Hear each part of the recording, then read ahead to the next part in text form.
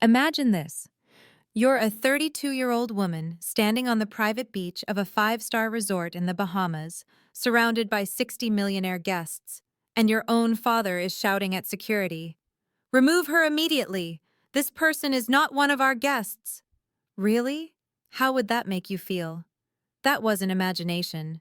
That was my reality 3 weeks ago at Sapphire Cay Resort. The humiliation had started earlier with an email to all 23 family members. Brooke's presence would significantly lower the caliber of attendees at this exclusive gathering. My own father wrote that. 1 hour after I'd called him about my $50 million tech contract. 8 years of being the family disappointment. 8 years of choosing Silicon Valley over his $2.3 billion real estate empire. 8 years of being erased from family photos, conversations, futures. My name is Brooke, and standing there with security approaching, investors laughing, my mother hiding her face in shame. I knew it was time to reveal what I'd hidden for 18 months. I owned the very ground they stood on. If you're watching this, please subscribe and let me know where you are watching from. The Caldwell name carries weight in East Coast real estate circles. My father, Richard Caldwell, built his empire from 3 rental properties in Hartford to a portfolio worth $2.3 billion spanning from Boston to Miami. Every business magazine on the Eastern Seaboard had featured his face at least once. That stern, patrician profile that commanded boardrooms and intimidated competitors. Growing up, our dinner table conversations revolved around cap rates, leveraged buyouts, and the right kind of people. My brother Marcus, 3 years older, absorbed these lessons like a sponge. By 25, he was managing 12 luxury developments, each one a gleaming monument to the Caldwell legacy. The golden child, they called him at family gatherings, while I sat quietly in the corner, coding on my laptop. My sin? Walking away from Harvard Business School after 1 semester to join a startup accelerator in Palo Alto. "You're throwing away your birthright," Richard had thundered that December night in 2016. For what? Playing with computers? The irony was that my playing had resulted in 3 successful exits by age 30. My latest company, which focused on AI-driven property management systems, had just been valued at $200 million in our Series B round. But I'd learned long ago that Silicon Valley victories meant nothing in Richard's world. At last year's Thanksgiving dinner, when Aunt Margaret asked about my work, Richard cut in before I could answer. "Brooke's still pursuing her hobby entrepreneurship," he'd said, carving the turkey with unnecessary force. "Unlike Marcus, who just closed the Waterfront Plaza deal." While Marcus managed buildings, I was building algorithms that would revolutionize property management. Not that anyone asked. The family retreat invitation arrived in everyone's inbox on January 5th. Everyone except mine. I only knew about it because my cousin Emma accidentally forwarded me the thread, thinking I'd been included.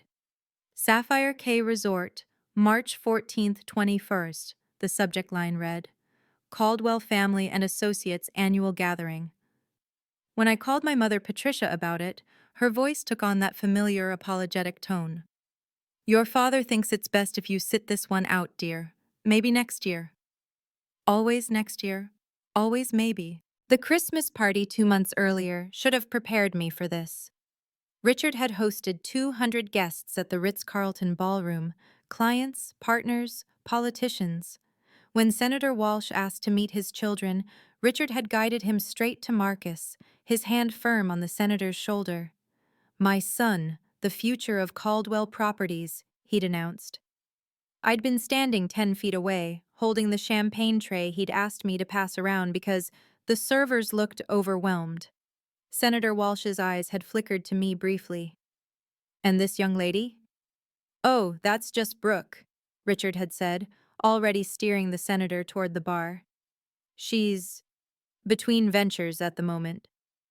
Between ventures. I'd closed a $50 million Series B 2 weeks prior. Later that night, I'd overheard him telling the Whitmore family, owners of several Caribbean resorts, that he had one son carrying on the family tradition.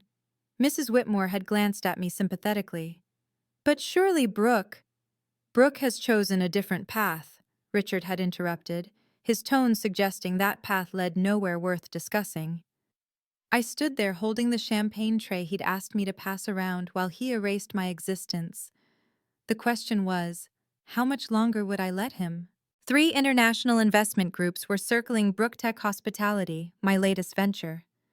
We weren't just building software anymore. We were acquiring properties, transforming them with our technology, and flipping them for 3 times the investment. The Yamamoto Group from Tokyo, Sanders International from London, and Vertex Partners from Dubai had all expressed interest in a $500 million funding round that would let us scale globally. But there was a problem. These weren't Silicon Valley VCs who celebrated family rebellion. These were old money institutions that valued stability, harmony, and what Mr. Yamamoto delicately called aligned family interests. During our last video call, Yamamoto had pulled up a Business Insider article about the Caldwell family. The headline read, "Real Estate Dynasty's Black Sheep Daughter Goes Rogue in Tech." His expression remained neutral, but his question wasn't. Miss Caldwell, in Japanese business culture, family unity signals corporate stability. Can you assure us there are no conflicts that might affect our partnership? I'd smiled, professional and poised. My business relationships remain entirely separate from personal matters, Mr. Yamamoto. He'd nodded, but I caught him exchanging glances with his team. Later, my assistant forwarded me an email from Sanders International's due diligence team. They were concerned about potential reputational risks arising from public family disputes. The deadline for the funding decision was March 20th, 5 days after the family retreat ended. If news of my father publicly excluding me from the family gathering reached these investors, it wouldn't just be embarrassing. It would confirm their worst fears about instability and conflict. One of the investors attending Richard's retreat was Peterson from Vertex Partners. He'd specifically mentioned looking forward to meeting the entire Caldwell family at the gathering. 8 years. That's how long I'd been the family's cautionary tale. "Don't be like Brooke" became the unspoken message at every family gathering. When my younger cousins talked about their dreams, Richard would interrupt with, "Dreams don't pay mortgages, ask Brooke." The family trust documents had been amended 3 times since I left for California. Each revision pushed me further from any inheritance, any stake in the Caldwell legacy. Not that I needed their money. My own success had proven that. But being systematically erased from your own family's future leaves scars that success can't heal. My therapist, Dr. Martinez, had been direct during our last session. "Brooke, you're at a crossroads. Either you establish boundaries with your family, or you risk a complete breakdown. The constant invalidation is affecting your health, your relationships, even your business decisions." She was right. I'd been sleeping 3 hours a night, triple-checking every decision, over-preparing for every meeting. The imposter syndrome my father had planted was growing like a weed despite my achievements. That morning, my cousin Emma had texted me, "Uncle Richard is telling everyone you're not coming because you can't afford it. Maybe just apologize? For family peace?" Apologize? For what? For succeeding without his permission? For building something he couldn't control? I opened my laptop and navigated to a folder I'd labeled Insurance. Inside were documents I'd been sitting on for 18 months. The Sapphire K ownership papers, all 847 pages of them. The acquisition had been the biggest risk of my career, but also the most strategic. I'd bought the very resort where Richard held court every March, where he showcased his success to the world. This wasn't about revenge. This was about survival. I called Richard at his office on January 8th, 3 days after discovering I'd been excluded from the retreat. His assistant put me through immediately. She always did, probably the only person in his orbit who still treated me with respect. "Brooke." Not hello or how are you, just my name, flat and dismissive. "I heard about the retreat invitation, or rather, my lack of one." "It's for your own good," he said, papers shuffling in the background. "The caliber of attendees this year is particularly high. The Whitmores will be there, The Yamamoto Group, several senators. You wouldn't understand their level of discourse. I just closed a $50 million deal, Dad. A pause. Monopoly money from venture capitalists isn't real business, Brooke. It's real enough to. Marcus is being promoted to President of East Coast Operations, he interrupted. The announcement will happen at the retreat. Real success, not Silicon Valley smoke and mirrors. I don't want any distractions from his moment. Distractions. That's what I'd become. I'm your daughter. You're someone who chose to abandon everything I built for you. The retreat is for people who contribute to the Caldwell legacy, not those who run from it. Dad, I have a board meeting. Patricia has your cousin Emma's wedding registry if you want to actually support your family for once. The line went dead. I sat there, phone in hand, staring at my laptop screen where the Sapphire K ownership documents were still open. He'd mentioned the Whitmores would be there. Sarah Whitmore, the woman who'd sold me the resort, would be watching Richard parade around property he didn't own. The irony was almost poetic. The Caldwell Family Retreat 2024 WhatsApp group exploded with activity that evening. 47 messages in 10 minutes, and I watched them roll in from my laptop. Marcus had removed me from the group, but Emma was screenshotting everything. Marcus posted photos of the presidential villa at Sapphire K. Reserved the crown jewel for the week, $50,000 a night, but Dad says I've earned it. 23 heart emojis followed. Cousin Tyler. Can't wait for the yacht tour on day 3. Aunt Margaret. Richard always knows how to show us the best in life. Uncle James. Bringing my new CFO. She needs to see how real business families operate. Then Marcus again. FYI, I've arranged a private dinner with the Whitmore family. Major acquisition opportunity. This is why you stick with traditional business, not fad investments. Emma's screenshot came with her commentary. I'm so sorry, Brooke. This is cruel. The next message made me pause. Marcus had posted a photo of the retreat agenda. Day 5, 7 p.m. Grand Ballroom, special announcement and celebration. He'd added, Dad's keeping it secret, but let's just say the future of Caldwell Properties will be revealed. Another cousin chimed in. Brooke's not on the attendee list? Marcus responded instantly. She has her own things going on. We can't all be included in everything. Aunt Carol added, For your own good, sweetie. At Brooke. Even though I wasn't in the chat. I minimized WhatsApp and opened my resort management portal. There it was. Marcus Caldwell's reservation for the presidential villa, pending approval. 7 nights, $350,000 total. I clicked approve, then typed a note in the system only Daniel Morrison would see. Approved. Prepare for March 15th announcement as discussed. I approved their reservation from my owner portal while they celebrated excluding me. Has your family ever excluded you from something important while pretending it was for your own good? If this story resonates with you, please share your experience in the comments below. And don't forget to hit that subscribe button and ring the notification bell, because trust me, you won't want to miss what happens when they all arrive at my resort. The revelation is more satisfying than you can imagine. The universe works in mysterious ways. 3 years ago at a hospitality technology conference in Miami, I'd sat next to an elegant woman in her 60s who looked utterly lost during a presentation about AI-driven booking systems. That woman was Sarah Whitmore. I own 5 Caribbean resorts, she'd whispered to me during the break. And I have no idea what that speaker was talking about. My grandchildren keep saying we need to modernize, but it's like they're speaking Mandarin. I'd spent the next 6 hours with Sarah, translating tech jargon into practical applications. By dinner, I'd mapped out a complete digital transformation strategy for her properties on a napkin. She'd insisted on paying me for consultation. I'd refused. Then let me at least buy you dinner whenever you're in the Caribbean, she'd said. We'd stayed in touch. Email threads with subject lines like, Help, what's a cloud? And, Is blockchain real or a scam? Filled my inbox. I'd guided her through 3 successful tech implementations, always refusing payment. Sarah had increased her resort's efficiency by 40% and their bookings by 60%. Then, in September 2022, she'd called with a different request.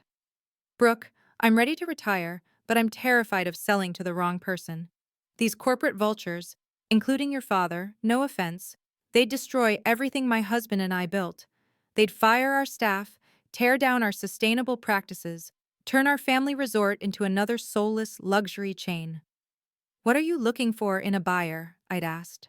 Someone who understands that hospitality isn't about marble lobbies. It's about making people feel valued.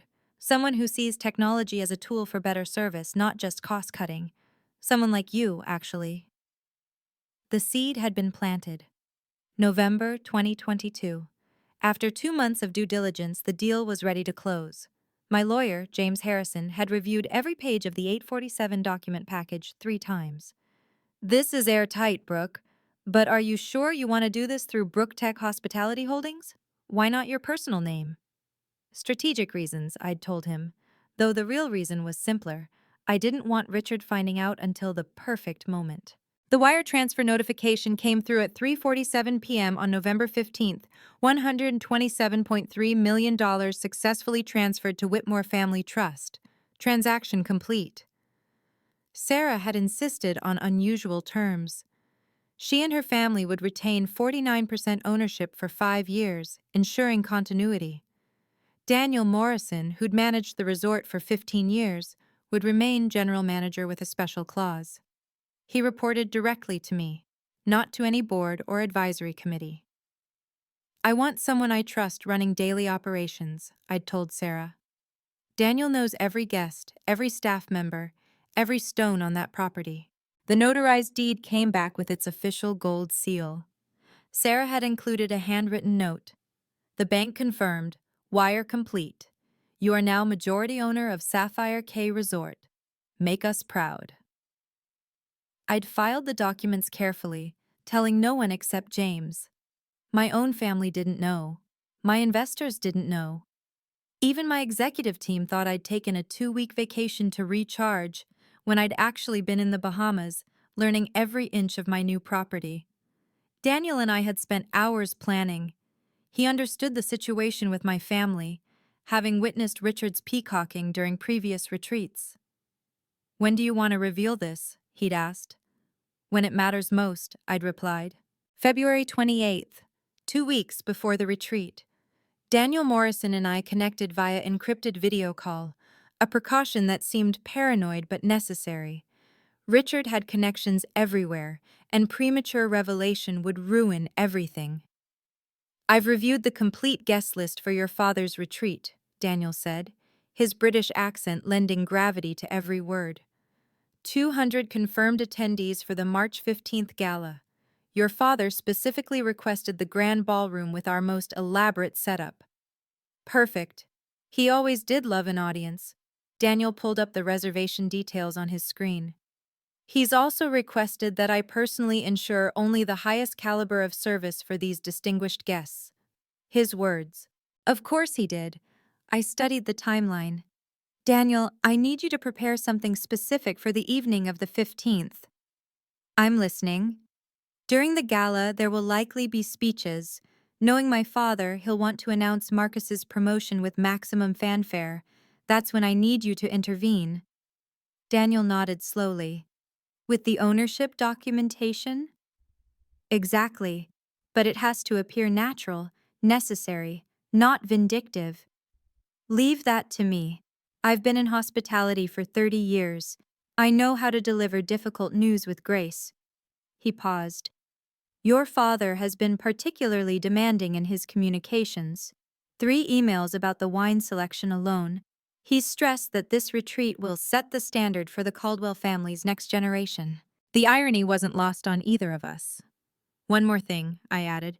Sarah Whitmore will be attending. Make sure she's seated where she can see everything clearly. Already arranged. Front table, perfect sightline to the podium. Then we're ready. Daniel smiled slightly. May I say, Ms. Caldwell, this is the most interesting ownership situation I've encountered in my career. March 14th, 2:00 p.m. I stepped off my chartered flight onto the private runway at Sapphire Cay, the Caribbean sun immediately warming my face. Instead of heading to the main resort, my driver took me to the owner's residence, a secluded villa on the eastern cliff that most guests didn't even know existed. From my terrace, I could see the main resort sprawling below. The beach club was buzzing with activity. Through my binoculars, yes, I'd brought binoculars, I spotted them immediately. Marcus, holding court at the pool bar, gesticulating wildly to a group of men in designer swimwear.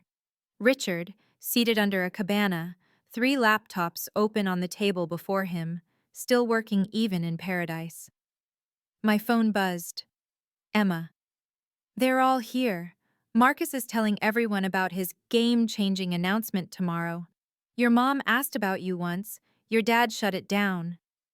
I watched Marcus point toward the presidential villa, his chest puffed with pride. Even from this distance, I could read his body language, the same preening peacock stance he'd had since childhood when he knew he was winning. Richard stood, and the entire beach club seemed to pivot toward him. He pointed at the villa too, and I caught fragments of voices carried by the wind. My legacy. Next generation. Real success. Then something unexpected happened. A man I recognized as Mr. Peterson from Vertex Partners glanced around, and I heard him ask clearly, "Will your daughter be joining us?" Richard's response carried perfectly across the water. "I only have one child here who matters to Caldwell Properties' future." Peterson nodded, but I saw him whisper something to his wife. She looked directly up toward my villa, though she couldn't possibly see me. 5 p.m. I decided to make my presence known, wearing a simple white sundress and sandals. Deliberately understated compared to the designer parade by the pool, I walked into the beach club bar. The conversation stopped mid-sentence. Marcus's mojito froze halfway to his lips. "Security!" Richard's voice boomed across the space. "This person isn't a registered guest." Every head turned. 50, maybe 60 people, all staring as 2 security guards approached. I recognized them both. Daniel had introduced me to the entire staff months ago. But they played their parts perfectly, looking concerned and official. "How did you even afford a day pass?" Marcus laughed, recovering from his shock. "Did you max out another credit card?" The investors' wives whispered behind manicured hands. Several phones appeared, probably recording what they assumed would be premium gossip content. "Sir," one guard said to Richard, "should we escort her out?" "Immediately," Richard replied, loud enough for everyone to hear. "This is exactly why we maintain standards at our gatherings. Some people simply don't belong." My mother materialized at my elbow, her fingers digging into my arm as she pulled me toward a corner. "Brooke, don't make a scene. You're embarrassing yourself and the family." "I'm embarrassing the family?" I kept my voice level, aware that dozens of people were straining to hear. "I was invited here, Mother." "By whom?" Richard had followed us, his face red with indignation. "This is my retreat, my guests, my rules." Before I could respond, Daniel Morrison appeared, impeccable in his resort uniform. "Mr. Caldwell," he said smoothly, "I apologize for the confusion. If I could have a word—" Richard waved him off. "Handle this, Morrison. Remove her. Now." Richard wasn't done. He turned to address his audience, his voice carrying the authority of someone used to being obeyed. "I apologize for this interruption, everyone. Family disappointments are unfortunately universal, aren't they?" Nervous laughter rippled through the crowd. He was turning my presence into a teachable moment, a cautionary tale for the assembled elite. "You see," he continued, gesturing toward me like I was an exhibit, "this is what happens when children reject wisdom and stability for pipe dreams. My daughter here abandoned a Harvard MBA, rejected her position in our family empire, all to play startup games in Silicon Valley."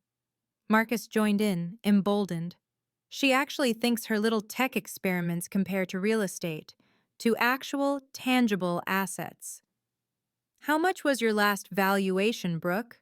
Richard asked mockingly. 50 million? 100? Funny money from VCs who'll never see returns. He turned to Mr. Peterson. This is why Vertex Partners invests in proven industries. Isn't that right? Peterson shifted uncomfortably but nodded. Traditional assets do provide more security. Senator Walsh, drink in hand, added his wisdom. Every family has one, Richard, the one who just can't quite make it work. I stood perfectly still, memorizing every face that laughed, every person who looked away in second-hand embarrassment, every supposed friend of the family who said nothing. Not for revenge, but for clarity. These were the people my father valued over his own daughter. Perhaps, I said quietly, but in the hushed atmosphere my words carried, we should discuss this tomorrow at the gala. I understand you have a special announcement planned? Richard's eyes narrowed. You won't be there. Daniel Morrison cleared his throat. Actually, sir, about tomorrow's arrangements. March 15th, 7:12 p.m. The grand ballroom doors opened to reveal Sapphire K's finest presentation. Crystal chandeliers cast rainbow patterns across tables dressed in ivory silk. 200 guests in black tie attire filed in, the men in custom tuxedos, the women dripping in jewelry that could fund small nations. Richard had claimed the head table, naturally. Marcus sat to his right, practically glowing with anticipation. Patricia wore her nervous smile, the one that appeared when she sensed trouble but couldn't identify its source. I watched from the mezzanine level, hidden in shadow. Daniel had arranged everything perfectly. My entrance would come at precisely the right moment. Richard took the stage at 7:30, champagne flute in hand. The room quieted immediately. Power recognizes power, and everyone here knew Richard Caldwell commanded attention. Ladies and gentlemen, friends and family, he began, his voice resonating with practiced authority. Tonight marks a pivotal moment for Caldwell Properties. For 40 years, I've built an empire on one principle: excellence isn't negotiable. Applause rippled through the room. The Caldwell name means something in this room. It means success, stability, and standards that never waver. Which is why tonight I'm proud to announce that my son, Marcus Caldwell, will assume the role of President of East Coast Operations. Marcus stood, basking in the applause. Cameras flashed. The Whitmore family clapped politely from their front table, though Sarah's eyes kept drifting toward the side entrance where she knew I waited. Marcus represents everything Caldwell Properties stands for, Richard continued. Unlike those who chase ephemeral tech fantasies, he understands that real wealth is built on solid ground. Daniel appeared at the edge of the stage, folder in hand. Mr. Caldwell, I apologize for the interruption. Richard's jaw tightened at the interruption. Morrison, this can wait until— I'm afraid it cannot, Mr. Caldwell, Daniel said, his British accent lending authority to his words. He stepped onto the stage, his leather portfolio commanding attention. This concerns the ownership structure of Sapphire K Resort, and by law, I'm required to disclose this to all registered guests. A murmur ran through the crowd. Richard's face shifted from annoyance to concern. What are you talking about? Daniel opened the portfolio, revealing documents with official gold seals visible even from the back tables. There's been a change in ownership that affects tonight's gathering. That's impossible, Marcus interjected, moving toward the microphone. We've been coming here for 7 years. The Whitmores are here tonight, Daniel confirmed, gesturing to Sarah's table. Mrs. Whitmore, would you please stand? Sarah rose gracefully, her silver hair catching the light. The room held its breath. This wasn't part of the program. Richard's carefully orchestrated evening was veering off script. What is this about? Richard demanded, his composure cracking. Daniel withdrew the top document, holding it so the gold seal caught the light.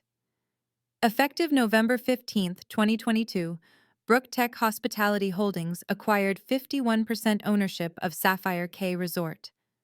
The name hung in the air. Brook Tech. Even those unfamiliar with my company recognized the connection to my name. The CEO and majority owner, Daniel continued, his voice carrying to every corner of the silent ballroom, is Ms. Brooke Caldwell. The gasp that followed could have been heard in Miami. Every head swiveled, searching. Richard stood frozen, his champagne glass tilted dangerously. Sarah Whitmore's voice cut through the shock. The best decision we ever made. The ballroom doors opened and I walked in. Not from the service entrance, not from the side. Through the main doors, like the owner I was. I'd chosen my outfit carefully. A black Saint Laurent gown that meant business, diamonds that caught the light with every step. The crowd parted unconsciously, creating a direct path to the stage. Daniel clicked a remote and the massive screen behind him illuminated with the ownership documents.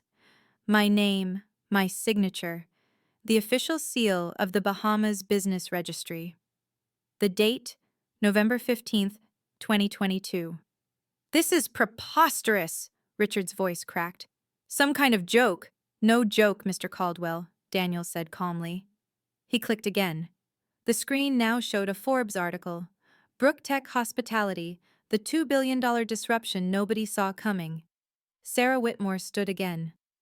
16 months ago, I had a choice. Sell to Caldwell Properties for $150 million or sell to Brook for $127 million. I chose Brooke because she understood that hospitality isn't about intimidation or status. It's about making people feel valued. I stepped onto the stage, taking the microphone Daniel offered. The silence was absolute. Good evening, everyone, I said, my voice steady despite the adrenaline coursing through me. Welcome to my resort. Marcus stumbled backward, catching himself on a chair. Patricia's hand covered her mouth. The investors I'd worried about were all leaning forward, fascinated. Ms. Caldwell, Daniel announced to the room, would you please join us on stage, in your resort? I was already there, standing where Richard had stood moments before, looking out at the same crowd that had laughed at me yesterday. I want to be clear, I continued. Every dollar of your 7-night stay, all $3.2 million of it, has been covered, by me. Consider it my gift to the Caldwell family, even those who think I lower their caliber. The callback to his email wasn't subtle. It wasn't meant to be. This moment was 8 years in the making, and we're just getting to the best part. If you've ever had your own moment of vindication, when the truth finally came out, I want to hear about it in the comments. Share this video with someone who needs to know their worth isn't determined by others' opinions. And hit that like button if you believe in justice served with style. Standing at that podium, looking out at 200 stunned faces, I felt 8 years of dismissal evaporate. This wasn't about revenge, it was about truth. For those wondering, I continued, adjusting the microphone, Brook Tech Hospitality isn't a pipe dream or monopoly money. We're a technology-forward hospitality company that's revolutionizing how resorts operate. Sapphire K was our first acquisition. It won't be our last. I clicked the remote Daniel had handed me. The screen showed our portfolio, 5 properties under contract, $2 billion in committed funding, partnerships with 3 major hotel chains. The Whitmore family remains our partners, owning 49%, because unlike some people, I let my gaze rest on Richard. I believe in honoring those who built something beautiful. Mr. Peterson from Vertex Partners stood up. Ms. Caldwell, this is extraordinary. We should discuss. After dinner, Mr. Peterson. Tonight is about family. I turned back to the crowd. You see, I learned everything about business from my father. He taught me that perception matters, that stages and audiences amplify messages, that timing is everything. He just never expected me to be such a good student. I gestured to Daniel. Mr. Morrison has been the exceptional general manager here for 15 years. He'll ensure your stay is memorable. As for the presidential villa that my brother Marcus has been enjoying, that reservation was personally approved by me. Another gift. Marcus's face cycled through colors I didn't know humans could achieve. Please, everyone, enjoy your dinner. Celebrate Marcus's promotion. Toast the Caldwell legacy. I stepped back from the microphone. After all, you're all guests in my house now, and I believe in exceptional hospitality. The applause started slowly, then built to thunder. The aftermath was immediate and chaotic. Richard lunged toward the stage, his face purple with rage. "This is fraud! I'll sue!" "On what grounds?" James Harrison, my lawyer, materialized from the crowd. I'd flown him in that morning, knowing this moment would need legal clarity. The purchase was legitimate, filed properly with all authorities. Your daughter owns this resort, Mr. Caldwell, has for 16 months. Daniel pulled up the booking system on the ballroom screen, showing the Caldwell reservation. At the bottom, in the approval field, authorized by B. Caldwell, owner. "You can't do this," Marcus sputtered, approaching the stage. "This is our retreat, our tradition." "Which I've honored," I replied calmly. "You're all here, aren't you? Enjoying the presidential villa I approved? The gala I'm paying for?" The investors had abandoned their tables, surrounding me with business cards and requests. Mr. Yamamoto reached me first.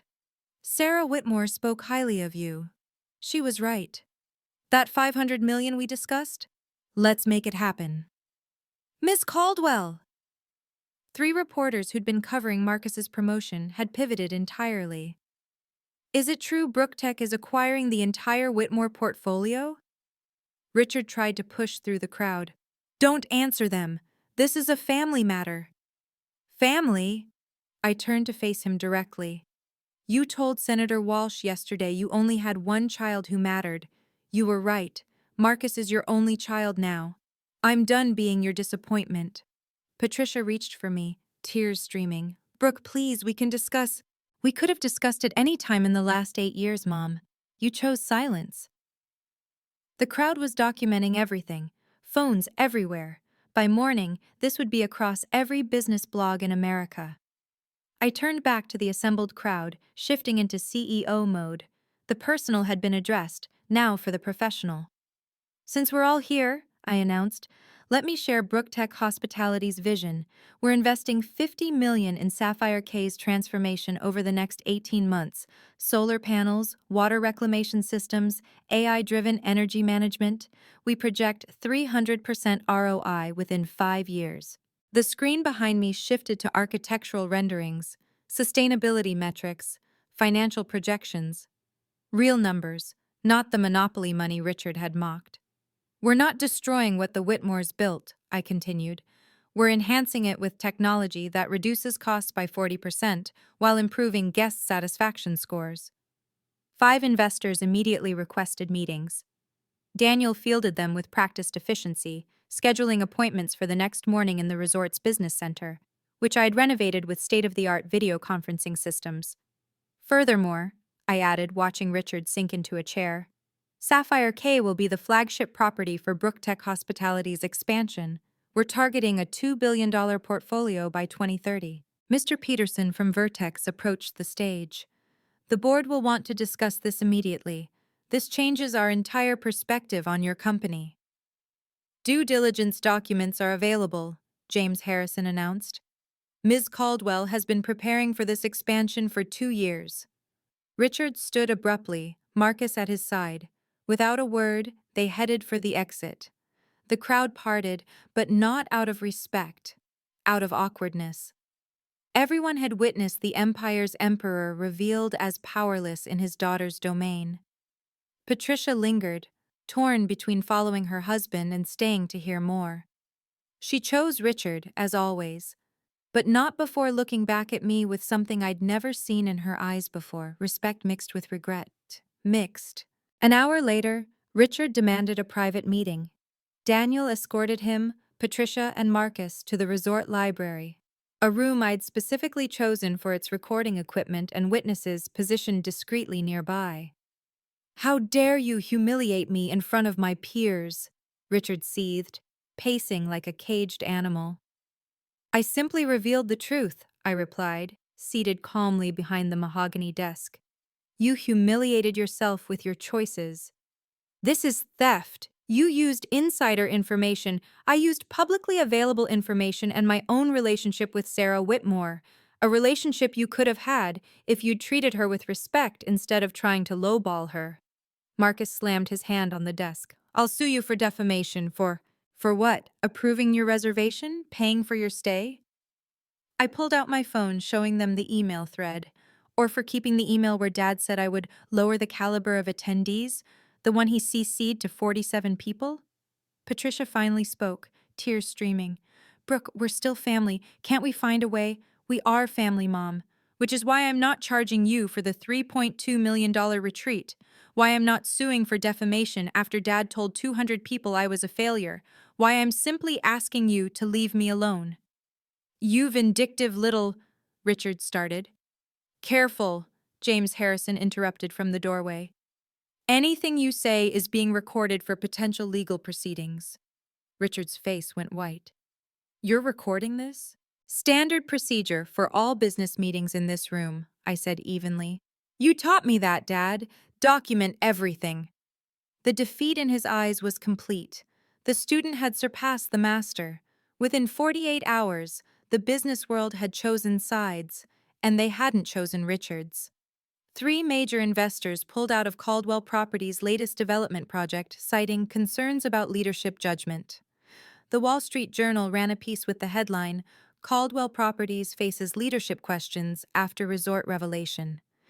The article detailed how Richard had publicly disowned his daughter, only to discover she'd outmaneuvered him in the acquisition game. The board called an emergency meeting.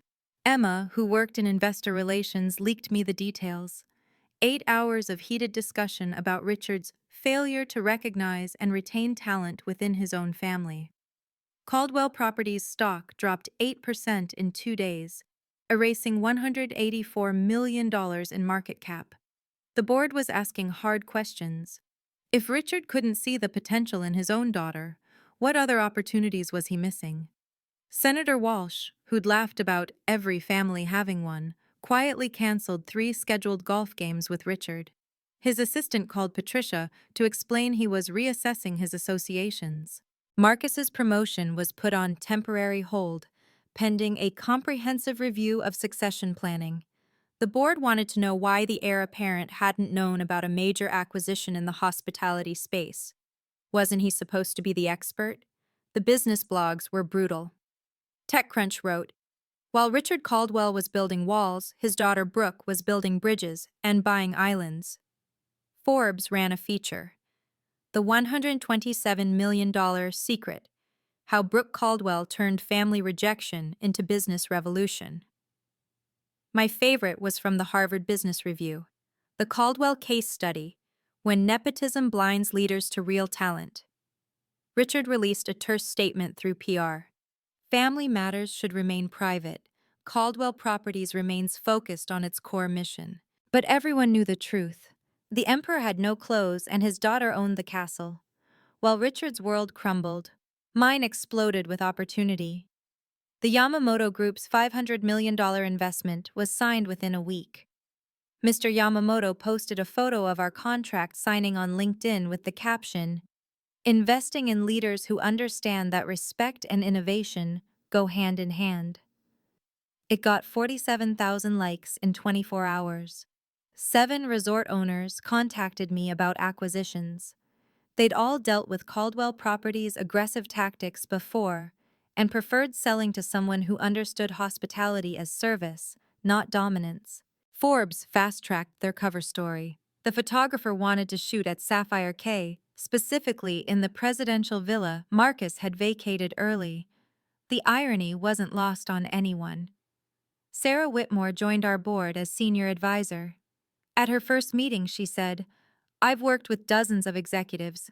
Brooke is the only one who ever refused payment for helping me."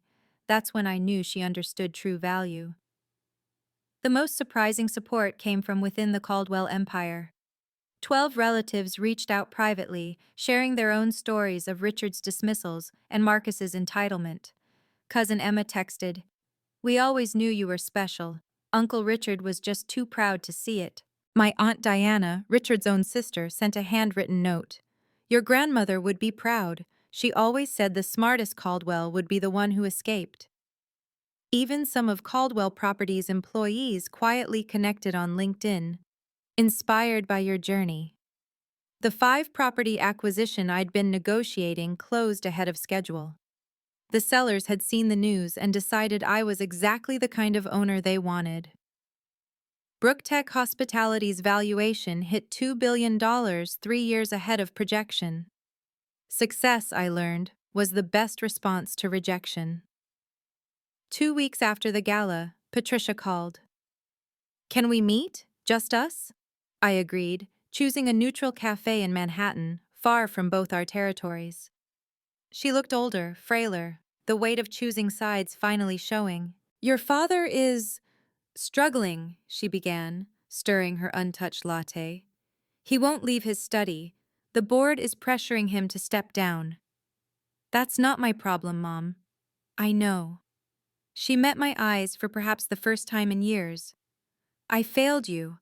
I chose peace over justice, silence over truth. I let him erase you because it was easier than fighting." The admission hung between us, heavy with years of unspoken pain.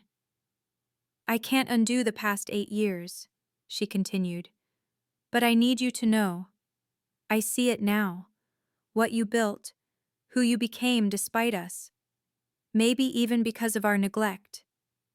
Mom, please, could you consider being the bigger person? For family unity?" There it was. Even in her apology, the request to sacrifice myself for Richard's comfort. "No," I said gently but firmly.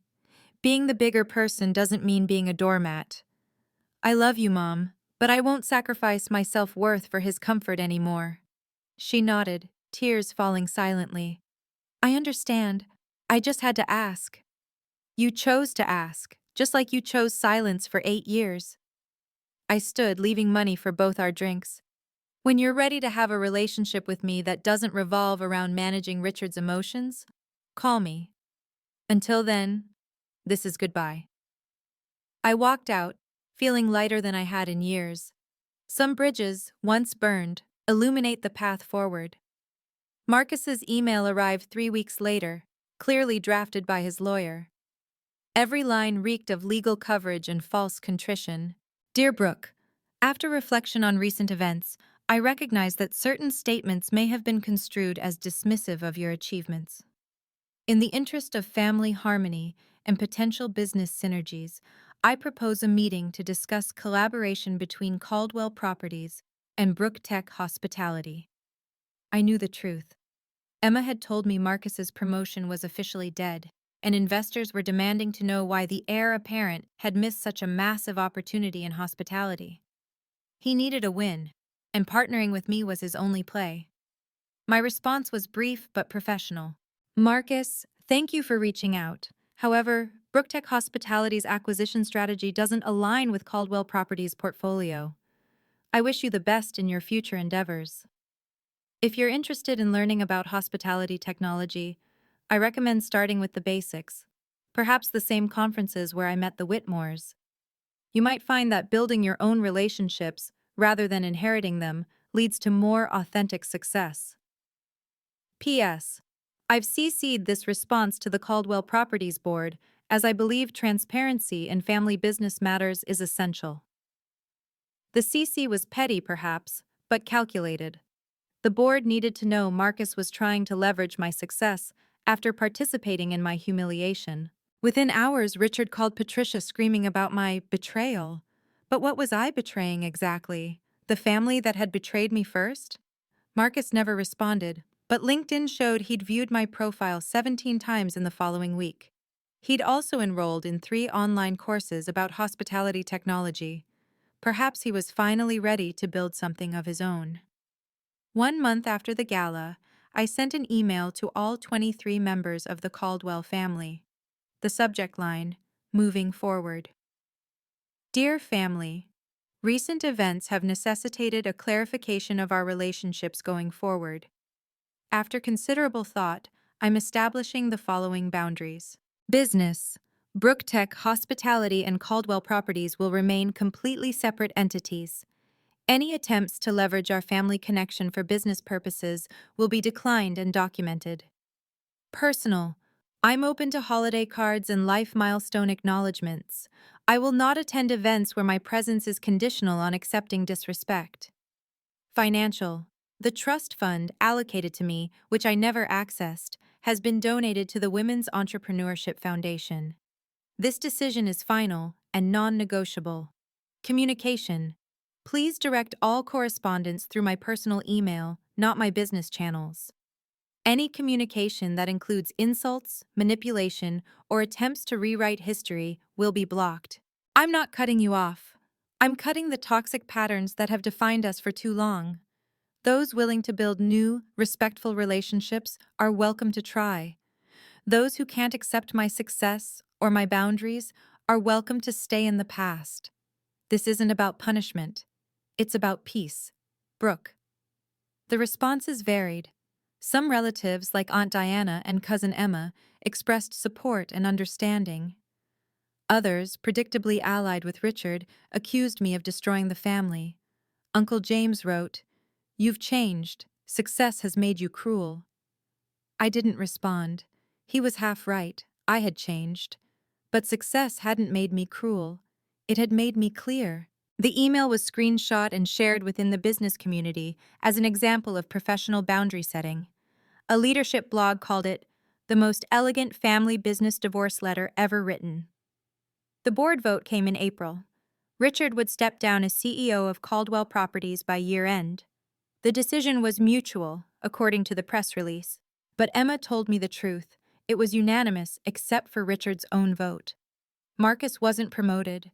Instead, the board initiated a search for an external CEO, someone with fresh perspective and modern vision. The subtext was clear, someone who wouldn't mistake nepotism for merit. Richard tried to control the narrative, giving an interview to the Wall Street Journal where he blamed my ambush for destabilizing the company. But the journalist fact-checked in real time, noting that I'd owned Sapphire K for 16 months before the reveal. The headline read, "Former CEO Caldwell struggles to accept new reality." An industry newsletter was more direct. Brooke Caldwell represents the future. Her father, unfortunately, the past. The business community's verdict was swift and merciless. At the real estate summit in May, Richard's keynote was rescheduled to a smaller room after low registration. Meanwhile, I was invited to speak at the main stage about innovation in hospitality. During my talk, I never mentioned Richard once. I didn't need to. Everyone knew the story. Instead, I focused on sustainable growth, technological integration, and the importance of recognizing talent, regardless of its source. The standing ovation lasted 3 minutes. Later, an attendee approached me. "Your father's in the back row," he whispered. I looked but didn't acknowledge him. He'd chosen to attend my session, to sit in my audience, in my shadow. The reversal was complete, but it brought no joy. Only relief that I no longer needed his validation. He left before the Q&A, but not before 2 photographers captured him watching his daughter command the room he once ruled. September 2024. 6 months after the revelation. Brooktech Hospitality's valuation hit $2 billion after our 5th acquisition closed.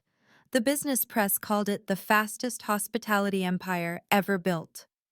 What they didn't understand was that I'd been building it for years, just quietly, without fanfare or family approval. Sapphire K earned the #1 Caribbean resort rating on 3 major travel platforms. Our sustainable technology reduced operating costs by 43% while improving guest satisfaction to 97%. Sarah Whitmore called it the renaissance the property needed. The numbers told the story: 340% ROI in year 1, 7 acquisition offers on the table, and a waitlist of investors wanting in on our Series C. Richard had retired to the Connecticut estate, officially pursuing philanthropic interests. Unofficially, Patricia told Aunt Diana he spent his days reading articles about my success and muttering about ingratitude. Marcus took a mid-level position at a competing firm, finally forced to build his own reputation. His LinkedIn showed he was excited about new challenges and growth opportunities. Emma said he'd actually become decent at his job once he stopped expecting promotions based on his last name. I'd moved permanently to Miami, closer to our properties and further from memories. My new office overlooked Biscayne Bay, with a view Richard would have killed for. But I'd earned it myself, without taking anything from anyone. Success, I learned, isn't about proving others wrong, I told a reporter from Forbes. It's about proving yourself right. The article included a photo of me at Sapphire Cay, standing where Richard had tried to have me removed. The caption read, "Brooke Caldwell at her flagship property, where family drama became business triumph." The sweet taste of vindication had evolved into something better: peace. October brought an unexpected message from my younger sister Sophie, who'd remained strategically neutral throughout the family war. "Can we talk? I need advice, and you're the only one who actually built something real." We met at a Miami coffee shop. Sophie, 28 and brilliant, had been working at Caldwell Properties since college, trapped in the same golden cage I'd escaped. "I have a startup idea," she said, sliding a business plan across the table. "Sustainable housing for climate refugees. But Dad says it's charity, not business." I reviewed her proposal. It was solid, innovative, needed. Everything Richard would hate. "He's already threatened to cut me off if I leave the company," Sophie continued. "Mom says I should be grateful for the opportunity at Caldwell Properties." "What do you want?" I asked. "To build something that matters, like you did." She paused. "I saw how they treated you. For years I stayed quiet because I was scared. But watching you at that gala, seeing you own your success without apology, I realized I've been choosing their approval over my dreams." I agreed to mentor her, to introduce her to investors who understood that profit and purpose could coexist. Within 3 months, she'd raised $2 million in seed funding. Richard was furious, Patricia disappointed, but Sophie was free. "Thank you," she texted after closing her first deal, "for showing me that family isn't about blood or approval. It's about who shows up when you're building something from nothing." She was right. My real family had become Sarah Whitmore, Daniel Morrison, the team at Brooktech who believed in the vision. The people who saw my worth before it had a billion-dollar valuation. Blood makes you related. Loyalty makes you family. November arrived with a handwritten letter on Richard's personal stationery, forwarded through my lawyer. "Brooke, the past months have provided time for reflection. Your success with Brooktech Hospitality demonstrates capabilities I failed to recognize. The Sapphire Cay acquisition was strategically sound, and your execution was flawless. Perhaps my traditional views clouded my judgment. The business landscape is changing, and you clearly understood that before I did. Caldwell Properties Board has made that abundantly clear. You've made something of yourself. If you're willing, I'd like to start fresh. No business entanglements, just father and daughter. Patricia misses you, and the holidays approach. Richard." I read it 3 times, searching for the apology that never came. He acknowledged my success, but not his cruelty. He recognized my strategy, but not my pain. Even in admission, he couldn't simply say I was wrong. I kept the letter in my desk drawer, unanswered, not out of cruelty, but out of clarity. He wanted to start fresh, now that I'd proven valuable. Where was that desire when I was struggling, when I needed a father, not a judge? Sophie asked if I'd respond. "He's not apologizing," I told her. "He's renegotiating, and I'm done negotiating for basic respect." The letter ended with, "You've made something of yourself," as if my worth was something I'd created rather than something he'd failed to see. I'd spent 8 years trying to earn his approval. Now that I had it, I realized I didn't need it anymore. The validation I'd craved had become irrelevant, replaced by something far more valuable: self-respect. Some letters don't need answers. Their silence says everything. Thanksgiving 2024. Instead of the cold Caldwell estate in Connecticut, I hosted dinner at Sapphire Cay. 30 guests gathered on the beachfront terrace, not blood relatives, but the family I'd chosen. Sarah Whitmore sat at my right hand, the place of honor. Daniel Morrison and his family had flown in from London. My core team from Brooktech, The people who'd believed in the vision when it was just PowerPoints and promises. Sophie came too, brave enough to choose growth over approval. Even Mr. Yamamoto attended, flying in from Tokyo. In Japan, he said, we have a saying, the bamboo that bends is stronger than the oak that resists. You bent without breaking, Brooke. That's true strength. As sunset painted the Caribbean gold, Sarah stood to give a toast. Her voice carried across the water. To Brooke, who taught us that family isn't about blood, it's about who shows up, who celebrates your victories without envy, who supports your dreams without conditions, who sees your worth without requiring proof. 30 glasses raised to the sky. Not one of them belonged to my immediate family. Emma had texted earlier. Dinner at the estate is miserable. Dad won't stop talking about betrayal. Marcus is drunk. Mom's crying. Wish I was with you. Next year, I'd replied, you're always welcome. Looking around my table, I saw faces that reflected genuine joy for my success. No one here had ever called me a disappointment, told me I was lowering standards, or tried to erase my existence. This was my family now. Chosen, cherished, celebrated. To new traditions, I toasted. To building tables where everyone has a seat, where success is shared, and where love doesn't come with terms and conditions. Looking back now, I realize the revelation at Sapphire K wasn't about revenge. It was about revelation, showing my truth in the most undeniable way possible. Richard taught me that business was theater, that power was performance, that the right stage amplified your message. He just never imagined I'd use his own lessons to direct a show where he wasn't the star. The irony is perfect. I became everything he claimed to value: successful, strategic, wealthy, powerful, but I did it without his name, his connections, his approval. And that's what he couldn't forgive. Not my success, but my independence. Some people ask if I regret the public nature of the reveal. Couldn't I have told him privately? But privacy was what enabled 8 years of erasure. Privacy was Patricia's let's not make a scene. Privacy was Marcus's smirks behind closed doors. They'd made my dismissal public. At every gathering, every dinner, every opportunity to introduce me as the one who walked away. So yes, the revelation had to be public. Not for humiliation, but for accountability. When you diminish someone publicly, the correction must be equally visible. Your worth isn't determined by those who can't see it. It's defined by what you build when you stop seeking their approval. I built a $2 billion company. More importantly, I built a life where respect isn't negotiable, where boundaries are sacred, and where family is defined by love, not blood. The Caldwell name still opens doors in real estate, but the Brooke name? It opens doors everywhere else. And that's not revenge, that's just reality. Sometimes the best response to being underestimated isn't proving them wrong.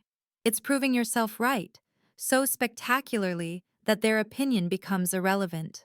If this story resonated with you, please share it with someone who needs to hear that their worth isn't defined by others' blindness. Comment below about your moment of vindication when you finally stood up for yourself. Subscribe for more stories about setting boundaries and finding your true value. And remember, sometimes the best family is the one you choose, not the one you're born into. Thank you for watching.